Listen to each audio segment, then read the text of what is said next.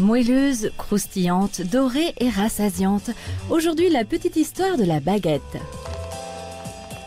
Avec sa mie pulpeuse, sa croûte craquante, son parfum suave, la baguette est un symbole fort de notre culture française.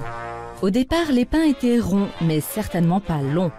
Au XVIIIe siècle, ils constituaient 90% de notre nourriture et on en consommait jusqu'à 1,5 kg par jour. La baguette était considérée comme un pain fantaisie, privilège de l'aristocratie.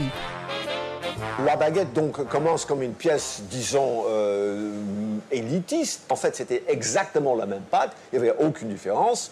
Ça donnait plus de croûte. Moi, je suis croûtiste, donc je suis très content. Il y en a d'autres qui ont la nostalgie pour une mie sensuelle, chamue, ronde, magnifique, Sophie Marceau, enfin, etc.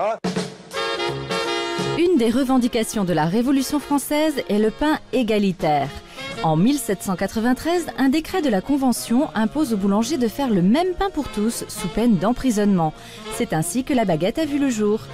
À sa naissance, elle mesurait 40 cm et pesait 300 grammes, contre 80 cm pour 250 grammes aujourd'hui. On voulait aussi son pain quotidien blanc. Blanc parce que historiquement, on associe le blanc avec ce qui est beau, avec ce qui est pur, avec l'ascension sociale. Or, le pain était quasiment noir. Or, on a commencé à faire un pain blanc, même dans une situation de pénurie, en pétrissant très rapidement. On dénaturait le pain, ça donnait un pain qui était gonflé à bloc, qui était extrêmement blanc, mais qui était insipide.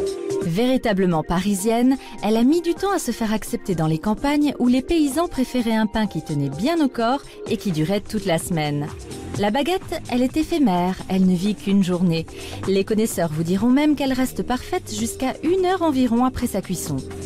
Mélange de farine, d'eau, de sel et de levure, elle est pétrie puis scarifiée par son boulanger avant d'être plongée dans un four à très haute température.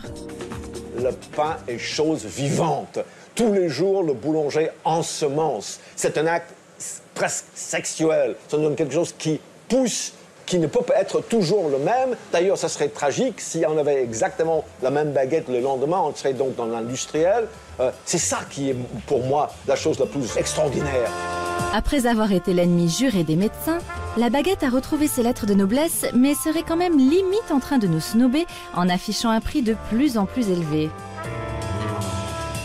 Je dis au boulanger, ne tuez pas la poule qui pond des œufs en or. Il ne faut pas dépasser en euros. C'est un scandale. Ceux qui demandent en euros 10, 20, 30 sont pour moi des gens qui sont myopes et à la limite de l'honnêteté. Mais en attendant qu'elle devienne inaccessible, mon petit plaisir c'est de croquer dans son quignon sur le chemin de la maison.